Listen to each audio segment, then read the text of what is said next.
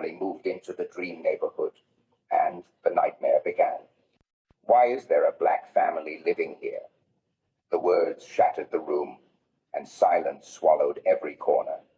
No one spoke, no one welcomed, no one even looked him in the eye. They all thought he didn't belong, but in the next moment he would do something that none of them could ever forget. The first time Mikor Johnson's car rolled into the pristine, all-white neighborhood, the air shifted. Lawns gleamed under the afternoon sun, and the street was so quiet he could hear the hum of his engine echo between the houses. Curtains twitched. A shadow moved in an upstairs window. Someone was watching. He could feel it, not curiosity, but the sharp, silent weight of judgment. His children tumbled out of the back seat laughing, their voices cutting through the stillness, and that was when he saw her. Mrs. Carley stood on her porch, one hand gripping the railing, her little white dog at her feet. Her eyes locked on Mikor's tall frame, his dark skin glinting in the sun, his presence an undeniable declaration. Someone different had arrived. She didn't wave, she didn't smile. She only stared, her mouth curling slightly in disapproval, as if the very rhythm of her street had been disturbed. And for a brief, piercing moment, Mikor understood exactly what she was thinking. He had seen that look in boardrooms, in traffic stops, and in neighborhoods that called themselves peaceful. It was the look that said, "You don't belong here." Mikor carried the first box inside without a word, feeling the weight of more than cardboard in his arms. Behind him, his wife tried to soften the tension with a bright smile toward the street, but the porch across the way stayed cold, unblinking. By evening, the family was eating takeout pizza on the living room floor, surrounded by towers of boxes, laughter filling their new home. Outside, the street had fallen back into its perfect silence. But Mikor knew the silence wasn't empty. It was full of whispers behind blinds, of questions he didn't need to hear to understand. He stepped onto the porch under the fading light, looking at the neat row of houses stretching into dusk. His chest tightened, not with fear, but with a steady, defiant calm. This was his home now, and no unspoken wall of stairs and silence would move him. He belonged here whether the neighborhood was ready for him or not. ChatGPT Darnoy. The neighborhood meeting was already in motion when Mikor Johnson walked into the small community hall, his broad shoulders framed by the warm glow of the overhead lights. The space smelled faintly of coffee and old wood polish, and the soft hum of polite conversation filled the room. Folding chairs were arranged in neat rows facing a modest podium draped in a navy cloth. Families were scattered across the seats, mothers with toddlers on their laps, elderly couples clutching styrofoam cups, and middle-aged men talking quietly near the back. Mikor felt the subtle shift in the room as soon as he entered. Conversations thinned, eyes flicked his way, then darted elsewhere. He carried himself with the steady calm of someone who had walked into cold rooms before, but he couldn't ignore the heavy pause that followed him like a shadow. He found a seat near the middle, nodding a quiet greeting to the couple beside him. They smiled politely, but their bodies leaned almost imperceptibly away. He had expected something like this, but expectation didn't make the sting any lighter. At the front of the room, Mrs. Carley stood near a cluster of her neighbors, her posture rigid, chin slightly raised. She had dressed carefully for the meeting, a crisp white blouse and a pearl necklace that glimmered under the lights. When her eyes met Mikor's, there was no warmth, only a thin line of disapproval. She leaned toward the man next to her and whispered, her voice just loud enough to carry to the few closest chairs. "I just don't understand," she said, the syllables sharp, slicing through the soft murmurs. "Our neighborhood has always been safe, peaceful, the kind of place you can trust. And now..." Her gaze flicked toward Mikor before she shook her head. "Now we have this. People moving in who don't belong here. I mean," she hesitated, but not for long. "Do we really want people like that in our community?" A hush fell, slow and thick, like a blanket smothering the room. Someone coughed softly. A baby whimpered in the back. Mikor kept his face still, his hands resting calmly on his knees. Though his chest tightened, he had heard worse, in harsher tones, in less polite settings. But there was something about the careful cruelty of Carly's voice, the way it dripped with smug confidence, that made the silence sting more than the words themselves. No one spoke.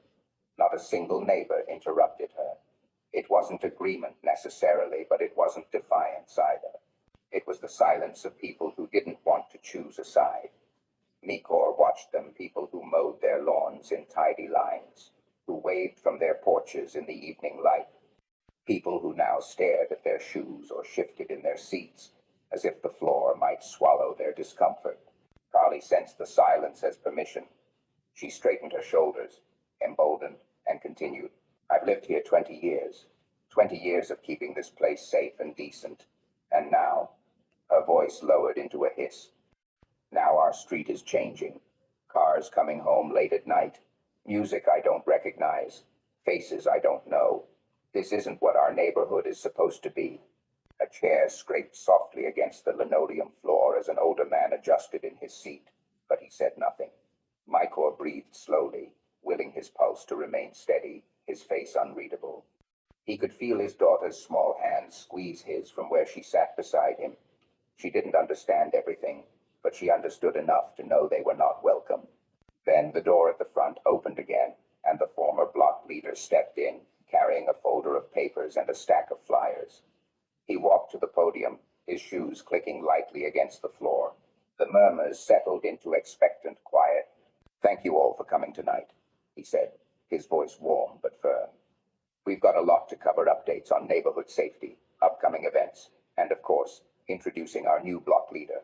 For a heartbeat, Carly froze, mid-gesture, as if the words hadn't reached her yet.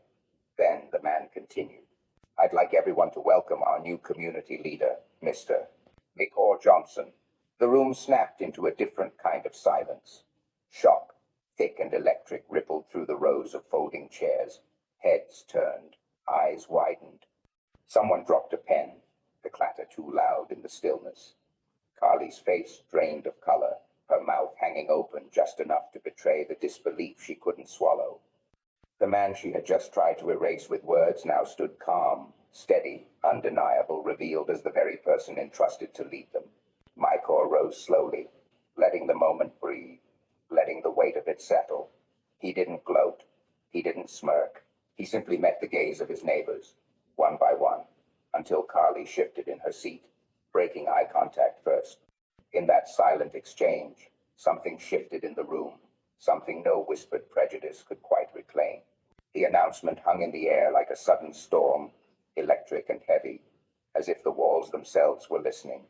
I'd like everyone to welcome our new block leader, Mr. Mikor Johnson. For a moment, the entire neighborhood meeting froze in time. The fluorescent lights hummed quietly over rows of folding chairs, the smell of brewed coffee and floor polish lingering in the air, but no one moved. Mikor rose slowly from his chair, his posture straight and unshaken. The metal legs of the chair scraped softly against the linoleum, and the sound seemed louder than it should have been, like a spark in a room full of dry leaves. He felt every pair of eyes on him, some startled, some guilty, some defiantly blank. He saw a woman's lips part, as if to whisper, a man's knuckles whiten against the edge of his seat, a child fidgeting in her mother's lap, sensing the tension without understanding it. And there, near the front, Mrs. Carly sat rigid, her fingers interlaced so tightly that her knuckles were bone white. 10 minutes ago, her voice had filled this hall with quiet venom, questioning why someone like him should live here at all. Now her silence roared louder than her words. Mikor walked to the podium with measured steps, letting the moment breathe. He had learned long ago that silence could be as powerful as speech, and tonight, the silence told a story of its own. He rested his hands on the wood, feeling its faint warmth from the previous speaker, and looked out over the faces of his neighbors. He saw a collage of human emotions: shame, uncertainty, discomfort, curiosity. Good evening, he said, his voice deep and steady, carrying without effort. My name is Mikor Johnson. My family and I moved here because we believed this was a neighborhood where people care for one another, where safety and community matter. He paused, not for drama, but to let his sincerity settle. And tonight, I have the honor of serving as your new block leader. The room didn't erupt in applause. It didn't need to. The weight of his presence was the message. He could feel the shift, a slow, reluctant turning of minds, an invisible cracking of the old shell that had kept him on the outside. He glanced toward Mrs. Carley. Her eyes flicked up for a split second, meeting his, then dropped to her lap. He didn't let the moment harden into triumph or bitterness. Instead, he offered her the same calm he offered the rest of the room, as if to say, I see you, I hear you, and I'm still here. I want you to know, he continued, that my goal isn't to change what makes this neighborhood special. My goal is to protect it, to make it better. I want our streets to be safer. I want our community to be stronger. I want every one of us to know we can rely on each other, not just for safety, but for kindness and trust. Something subtle shifted in the air. Shoulders relaxed. A woman in the back nodded, almost imperceptibly. A few neighbors exchanged quick glances, the kind that said, maybe we were wrong. Then Mrs. Wilson, a gray-haired woman with soft eyes, broke the fragile silence. Welcome, Mr. Johnson, she said, her voice gentle but unwavering. We're glad to have you here. The words were a pebble in still water. Ripples spread. Someone else muttered a quiet, welcome. A man near the back clapped once, then again, slowly. Soon, hesitant applause filled the hall, uneven but real, carrying with it the first fragile threads of acceptance. Mikor allowed himself a small, genuine smile, not of victory, but of connection. He understood the weight of this moment. He wasn't here to win a battle or to shame anyone into silence. He was here to plant something stronger than resentment. In the quiet that followed, he felt the room breathing differently, as if the walls had softened. Prejudice had been unmasked and left exposed, but he had not crushed it with anger.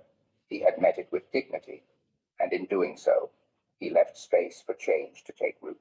The last echo of clapping faded into an uneasy hush, leaving the small community hall suspended in a fragile silence. The smell of brewed coffee and faint lemon floor cleaner lingered in the air, mingling with the heat of too many bodies pressed into a room meant for half as many. Mikor Johnson stood at the front, feeling every heartbeat in the space, each one vibrating with tension and unspoken thoughts. The words had already been said. He was their new block leader. The reality of it hung like a heavy curtain none of them knew how to pull aside. He gripped the edges of the podium for a moment, letting his breath steady, his eyes scanning the faces before him. He wanted to remember this, every flicker of emotion, every twitch of a hand, every neighbor confronting themselves in silence. Mrs. Carley, whose voice had carried the weight of disdain just minutes earlier, now stared at her lap, her fingers knotted tight, the pearls at her throat rising and falling with quick, shallow breaths. Shame clung to her shoulders, but it wrestled with something else, anger, maybe fear, an internal battle she hadn't planned to fight tonight. The man 2 rows behind her, Mr. Reynolds, a retiree with the stiff posture of an old Marine, stared straight ahead, his jaw tight, eyes glassy. Mikor could read the conflict in him, pride, discomfort, and a dawning recognition that the world he thought he understood was changing in real time. A young mother near the back shifted her toddler from one knee to the other, her gaze darting between Mikor and the floor, her lips pressed in a thin, uneasy line. She wasn't hostile, but she wasn't sure where to place herself in this new reality. Even the children, who sensed tension better than most adults, had gone still, their wide eyes bouncing between the adults like they were watching a play they didn't understand. I know what you're feeling, Mikor said finally, his voice low but firm, pulling the room's attention back to him. Some of you are surprised. Some of you are uncomfortable. Some of you are angry, even if you don't want to admit it. I can feel it. I could feel it the first day I drove my family into this neighborhood. His words landed like pebbles dropped into a still pond, rippling out across the chairs. A man cleared his throat. Someone else shifted in their seat, the metal legs squeaking against the floor. I saw the curtains move, he continued, his voice still even, but now carrying a quiet intensity. I felt the stairs when we carried boxes through the front door. And tonight, I heard the words the ones said out loud, and the ones sitting behind your silence. I knew this wouldn't be easy. He paused, allowing the weight of truth to sink in. A few neighbors lifted their eyes, as if caught, while others looked down again, their expressions tightening. The air was thick with the raw honesty of a moment most of them had never lived before. "But here's the thing," he said, stepping out from behind the podium. His shoes clicked softly on the linoleum as he walked slowly between the rows. "I didn't move here to be tolerated. I moved here to be a neighbor. I moved here because I want my kids to ride their bikes on these streets, to wave at people they know, to grow up in a community that looks out for each other." He passed Mrs. Carley's row. She didn't look up, but he could see her knuckles loosening, her breathing slowing just slightly. He didn't stop to stare her down. He simply let his presence linger as he continued forward, addressing the room as a whole. "I've worked hard my whole life," he said, his voice softening now, carrying warmth without losing its edge. "I've led teams. I've solved problems. I've earned the trust of people who counted on me to keep them safe. And I promise you this, I will do the same for this neighborhood, but I can't do it alone." He turned back to face them all, his voice steady, resonant. "You don't have to trust me tonight. You don't even have to like me tonight. But watch what I do. Watch how I care for this community. Watch how I show up for every single person here, no matter what you whispered about me when I wasn't in the room. Then decide if I belong." A long, slow breath seemed to pass through the hall, as if the room itself had exhaled. Someone sniffed softly, and Mrs. Wilson, the elderly woman with gentle eyes in the front row, lifted her chin. Her voice was quiet, but clear. "Welcome, Mr. Johnson," she said, the words trembling slightly but holding. "I'm glad you're here." It was a small spark, but it was enough. A man in the back nodded and muttered, "Welcome," then another, and another. The sound of hands clapping followed, hesitant at first, then steadier, filling the space with a kind of fragile hope. Mikor let a genuine smile soften his face, but he didn't bask in the moment. He knew this wasn't victory. It was the start of work that would demand patience and persistence. Still, he felt something shift, not in the room, but in the people themselves. Fear had met dignity, and for the first time, dignity had held its ground. The first weeks after the neighborhood meeting were heavy with quiet observation.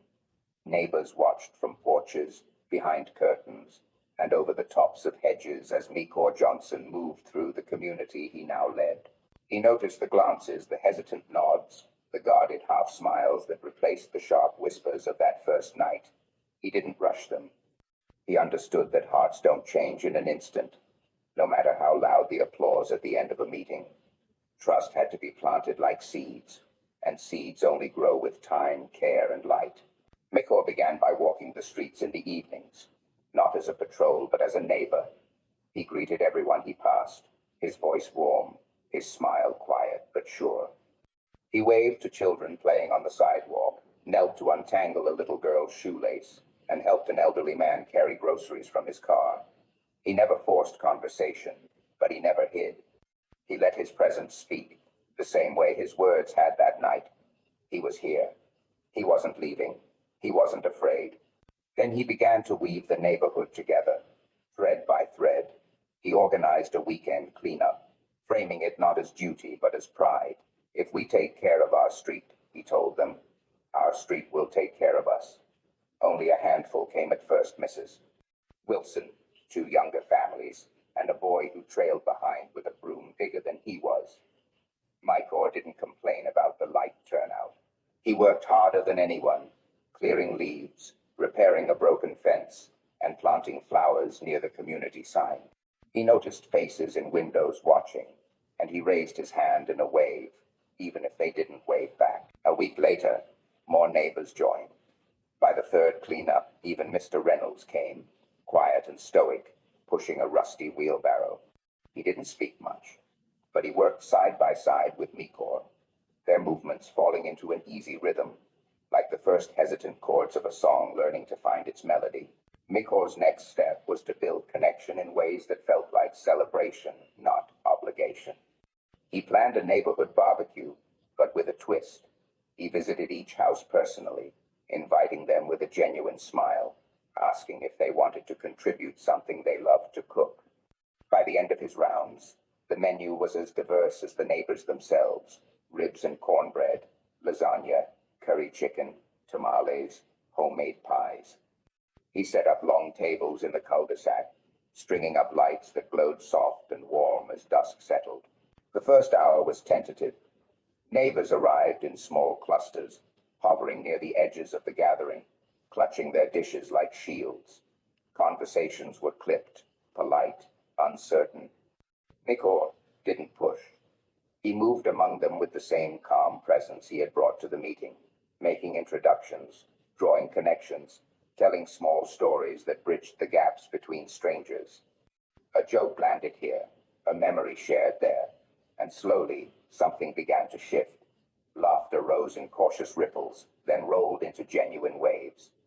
Children who had barely played together were chasing each other down the street, sticky-fingered and free. Even the air felt lighter, as though the street itself was exhaling. Nikor caught sight of Mrs. Carley standing at the edge of the light, her arms crossed, her expression unreadable. He didn't call her over. He simply carried a plate of food her way and offered it with a smile. "I thought you might like to try the peach cobbler," he said. She hesitated, then accepted it, her fingers brushing his for the briefest moment. She didn't speak, but she didn't walk away either. She stood there, watching neighbors laugh and eat together, and for the first time, her face softened. By the end of the night, something unspoken had taken root. It wasn't perfect. Prejudice doesn't vanish with one meal or one smile. But the neighborhood had tasted its own possibility. They had seen that the walls between them were paper thin when touched with patience and dignity. Months passed, and under Mikor's quiet leadership, the neighborhood began to change in ways that went deeper than streetlights or clean sidewalks. People knocked on each other's doors to share extra vegetables from their gardens. Children played without invisible boundaries. Even Carly one afternoon left a basket of lemons on the Johnsons' porch, no note attached. Mikor didn't need one. He understood. The transformation wasn't loud or showy. It was slow, steady, and real. Mikor never lectured his neighbors or demanded apologies. He led with presence, with action, with the unshakable belief that dignity and kindness are stronger than fear. He let them see him not as a symbol or a stranger, but as a man who loved his family, his street, and the idea that people given the chance could be better than their first instincts. And one quiet evening, as the sun set over their now lively block, Mikor stood on his porch watching children ride their bikes in looping figure eights. Laughter floated on the breeze. Porch lights glowed warmly in unison, and for the first time since he arrived, the silence of the street no longer felt heavy. It felt like home. There are moments in life that remind us that true strength is not in how loudly we speak or how quickly we react, but in how calmly we carry ourselves when the world tests us. Mikor Johnson's story is one of those moments. It is not just a story about prejudice and acceptance. It is a reflection of the quiet power that comes from patience, wisdom, and a genuinely good heart. When Mikor moved into a neighborhood that did not want him, he had every reason to be bitter, to respond to judgment with anger, or to retreat in self-protection. But he chose a different path. He chose to remain steady. He observed, he listened, and he responded with thought, not impulse. His intelligence was not in clever words or sharp comebacks. It was in the way he understood human nature, the way he recognized that real change comes through consistent action and a heart that refuses to harden. In today's world, it is easy to fall into the trap of confrontation. We are told to defend ourselves, to fight back, to win at any cost. But Mikor's story carries a modern truth. Strength is not always about fighting. Sometimes it is about standing so firm in your dignity and your principles that no one can shake them. It is about being unafraid to show kindness in a place where kindness is unexpected. That is not weakness, that is courage in its purest form. The transformation of his neighborhood did not come from lectures or arguments. It came from example. He showed up. He worked for the community. He looked people in the eye with calm, unwavering confidence. He led not with force, but with presence. And over time, his actions became a mirror that reflected their own humanity back at them.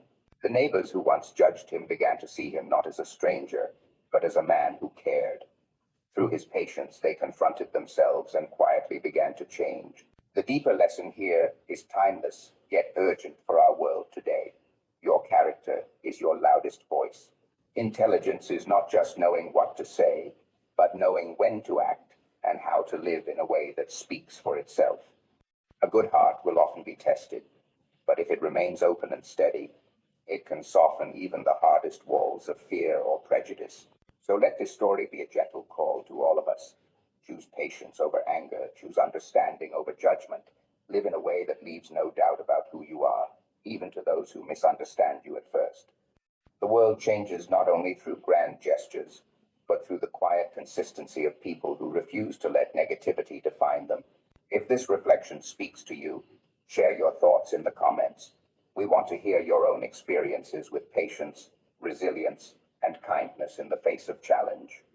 And if you want to hear more stories that carry these lessons into our modern lives, subscribe to our channel. Explore the other videos we've created, each carrying a reminder that goodness is still powerful in our world. Thank you for listening to this story and for allowing it to sit in your heart. Carry it with you into today. Live with dignity, act with wisdom, lead with compassion. Because in a world that moves fast and often feels divided, a calm mind and a good heart are not just virtues, they are the kind of quiet power that can truly make things better. Wishing you a meaningful day filled with understanding and all the strength you need to live your values.